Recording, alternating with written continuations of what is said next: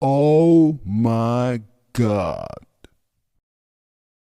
Out on the edge of the valley, where the dust never really settles, and hope is usually bought at full price, one rancher made a choice that everyone else laughed at. A weak little foal.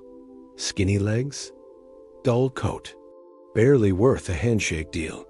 He paid almost nothing for her, because that was all anyone believed she was worth. But what if the horse no one wanted was the one destined to change everything? What if the animal written off as fragile, forgettable, and doomed carried something no one could see? This isn't just a story about a horse, Dot. It's a Wild West lesson about patience, instinct, and the quiet power of believing when the odds say don't. Because years later, when the valley spoke her name, with respect, almost reverence, those same men who laughed wished they'd paid attention. So how did a fragile foal become the most valuable horse for miles around? Stay with me? If you love true Wild West stories, quiet legends, and moments that remind us why ranch life still matters, go ahead and tap like, subscribe, and share this story with someone who appreciates a good horse tale. This is Wild West Stories, and stories like this only get better when we ride together. The auction yard sat just outside the valley, a wide stretch of packed dirt fenced in by warped wooden rails and years of broken promises. By sunrise, the place already smelled of dust, sweat, and old hay. Men gathered in small circles, boots planted firm, hats pulled low, eyes sharp with habit. This wasn't a place for dreams. It was a place for numbers, quick judgments, and walking away when something looked like trouble.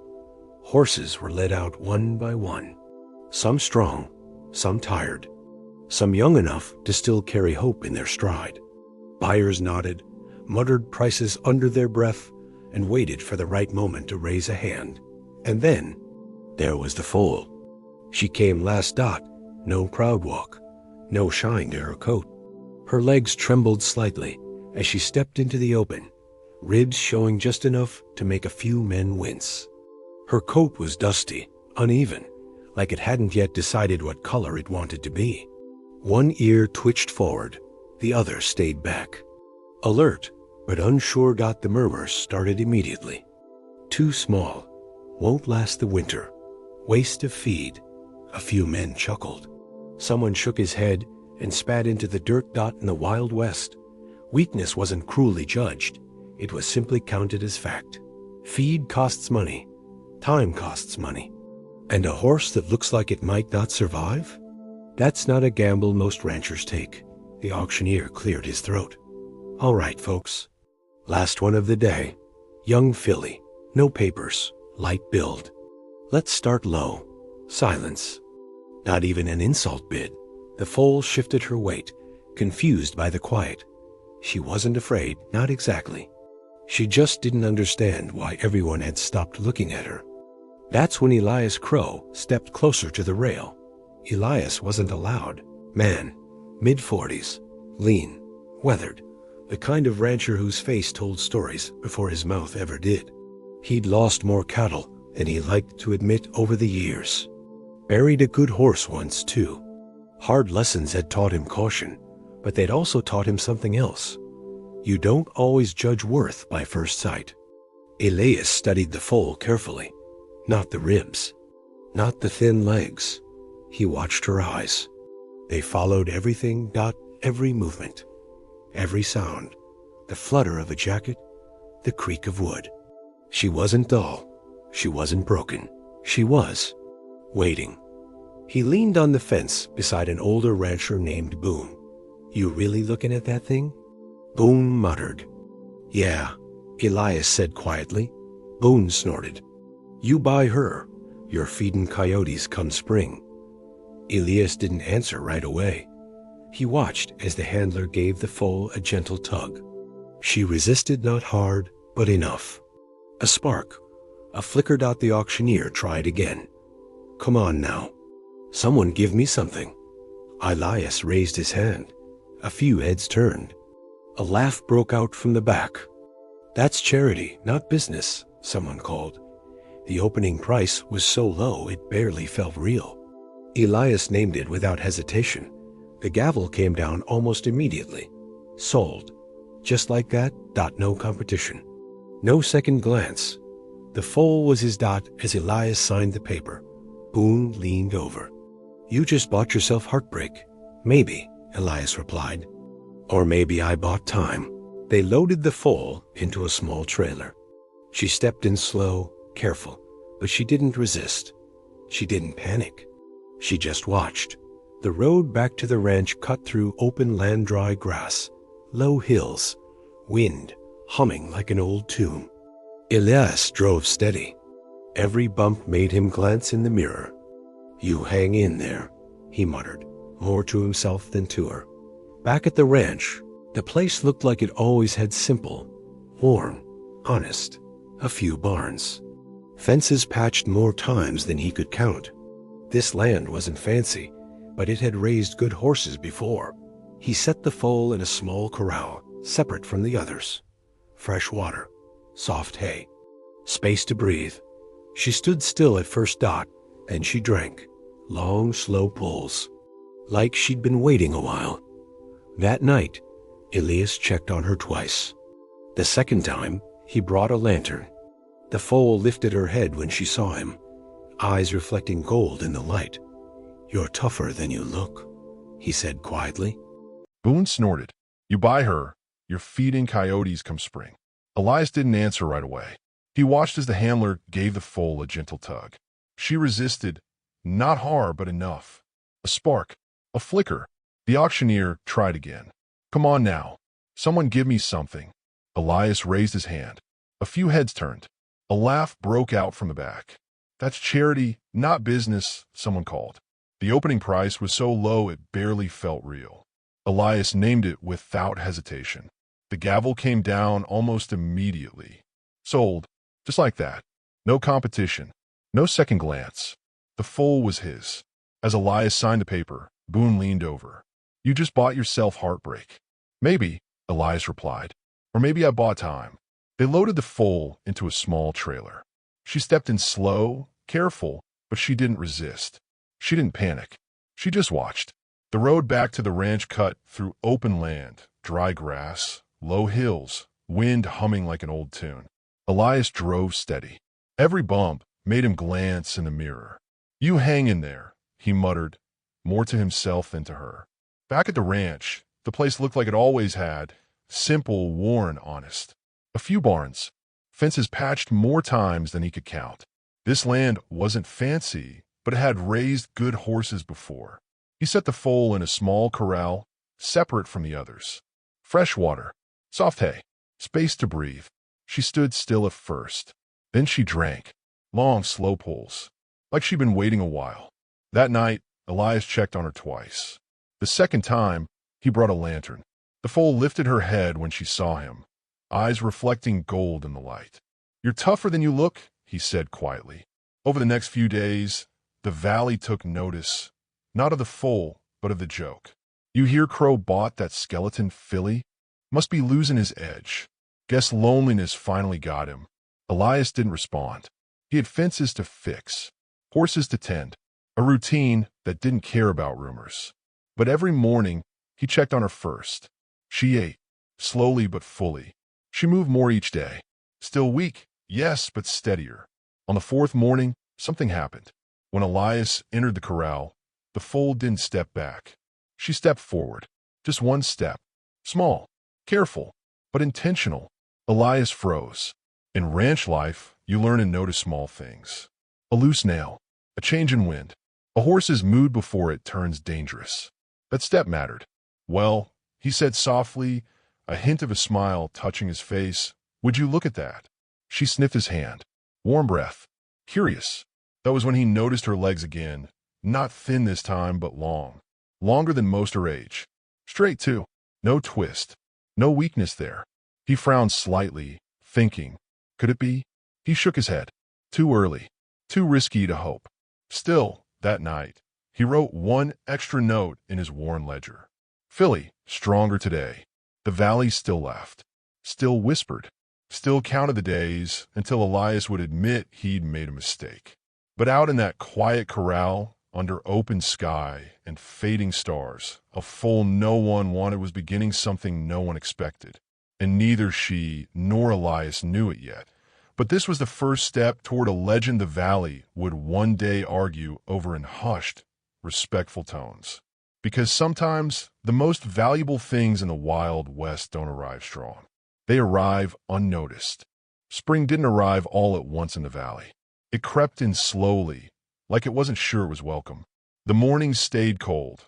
The wind still carried dust instead of warmth, and the grass hesitated before showing its green. For a young foal trying to grow stronger, it was the hardest season to survive. Elias knew that. Every rancher did. The weak didn't fail loudly out here. They faded quietly. That's why Elias changed his routine. Before checking fences, before saddling up, before coffee even had a chance to cool, he walked straight to the small corral at the edge of his land. He didn't rush. Horses felt that kind of thing. The filly, he had started calling her Aisling, mostly because of her smoky coat and the way she blended into the dust, lifted her head when she heard his boots. That alone raised eyebrows from neighbors who happened to ride by. "She's still kicking." One of them asked, genuinely surprised. Elias only nodded. Aisling's progress was slow, painfully slow. Some days, she looked better. Other days, she barely moved, choosing instead to stand in the shade and watch the world pass. Her ribs still showed, though less sharply now. Her legs still trembled when she ran, though she ran longer each time. It was enough to keep hope alive, but not enough to silence doubt. Boone stopped by one afternoon, leaning on the fence with his usual skepticism. "She ain't filling out like she should," Boone said.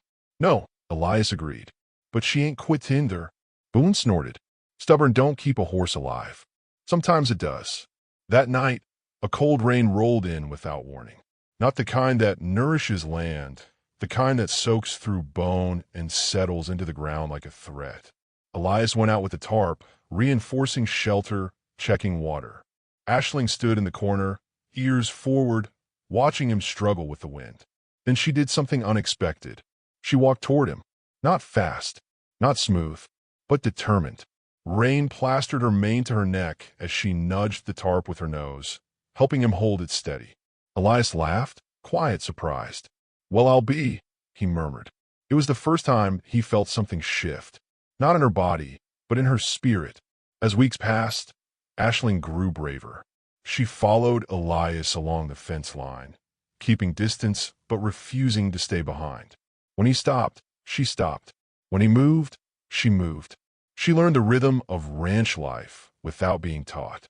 The call of birds, the snap of leather, the sound of hoofbeats returning home. Still, she wasn't like the other young horses. They played rough. She watched. They sprinted. She paced. And yet, when she did move, there was something different in how she carried herself.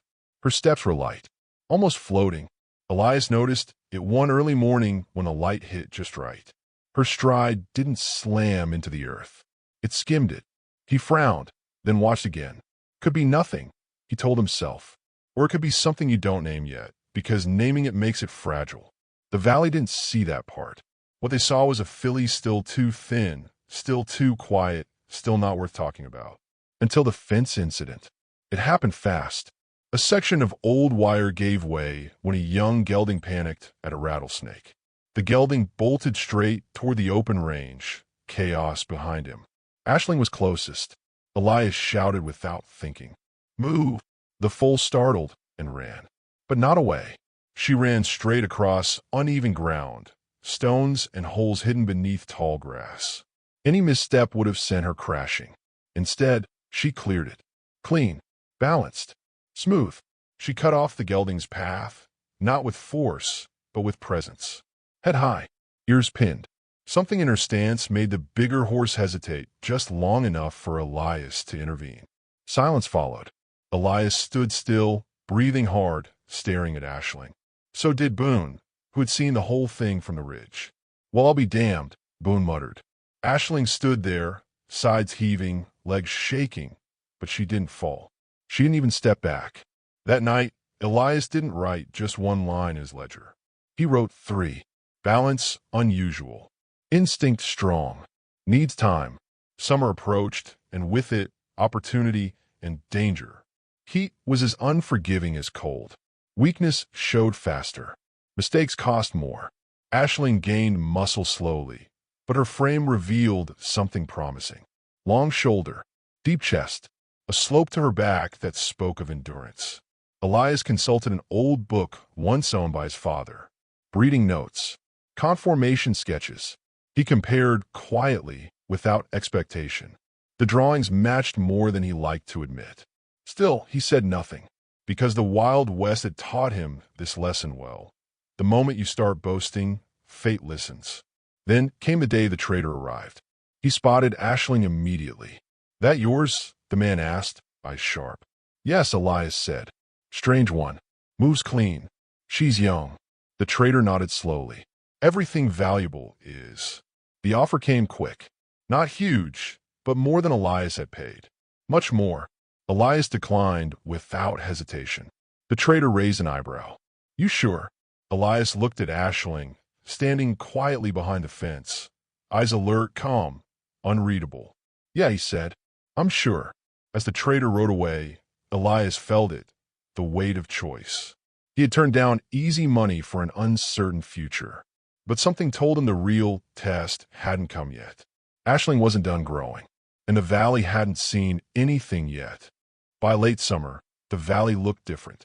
The grass had burned gold, the creeks ran thinner, and the air carried that dry, waiting silence that always came before change. Ranchers rose earlier, worked later, and watched their herds with sharper eyes. It was the season when weaknesses showed and strengths finally had nowhere left to hide. Aisling changed with the season. She wasn't fragile anymore. Still lean, yes, but now was the kind of lean that hinted at power held in reserve. Her coat had darkened, catching the sun in soft shades of smoke and silver. And when she moved, people stopped talking. Not on purpose. It just happened. Elias noticed it first when neighboring rancher paused mid-sentence, eyes tracking Aisling as she crossed the far pasture. "That yours?" the man asked again, slower this time. Elias nodded. "She's smooth." That word started floating around the valley. Smooth. Balanced. Easy. No one said valuable yet. The Wild West didn't hand out respect lightly. But curiosity? That came quicker. Aisling had started following Elias out beyond the inner fences now, always under watch, always careful. She learned the land the way old horses did, by feeling it. Slopes, soft ground, loose rock. Her feet seemed to know where to land before her eyes did. One afternoon, Elias saddled his older mare and rode the south ridge, Aisling trailing loose behind. The wind kicked up suddenly, spooking a cluster of cattle near the ravine. They scattered, hooves thundering toward bad ground. Elias turned to cut them off, then stopped. Aisling was already moving. She didn't chase. She guided, her body angled just enough to shift the herd's direction, her pace steady, unhurried.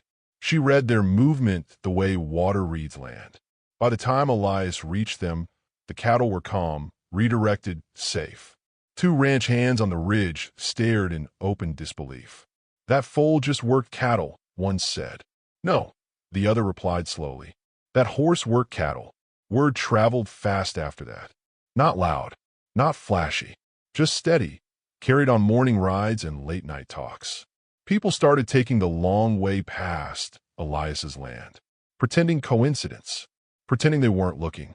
Offers came again, higher this time. Elias listened politely, declined quietly. "She ain't for sale," became his standard answer. Some laughed, some frowned, some started calculating. The first real test came during the dry run. Every year, the valley held an informal endurance ride. No trophies, no crowds, just a proving ground for horses and riders who believed in covering distance without breaking down. Elias hadn't planned to enter Aisling. She was still young, still learning. But on the morning of the ride, she stood at the fence, ears forward, watching him saddle his mare. When he turned, she didn't move away. She stepped closer. That same small, deliberate step from months ago, only stronger now. Elias hesitated. "Easy," he murmured. Aisling didn't push, didn't rush. She waited. Sometimes a horse tells you when it's ready. The ride stretched nearly 30 miles across rough country, hills, rock, dry creek beds. Horses dropped out early. Others slowed, saved by pride more than sense. Aisling didn't. She carried Elias like she'd been built for it. Breath steady, stride even. When they crossed the final marker, she wasn't lathered. She wasn't shaking. She lowered her head and drank. Silence followed. Then a low whistle. "That horse ain't normal," someone said. That was the moment the valley shifted. Not with applause, with respect. From then on, Aisling's name was spoken carefully. Ranchers asked questions that mattered now. About feed, about lineage, about temperament. Elias answered honestly, but never fully, because even he didn't know how far this road went. Then came the offer that made him stop. It was written, formal, carried by a man in clean boots who didn't belong to the dust. The number at the bottom made Elias sit down. It was more money than his ranch had earned in years. He folded the paper slowly, hand steady, heart loud. That night, he stood by Aisling's corral longer than usual. She stood beside him, calm, solid, real. "You could change everything," he said softly.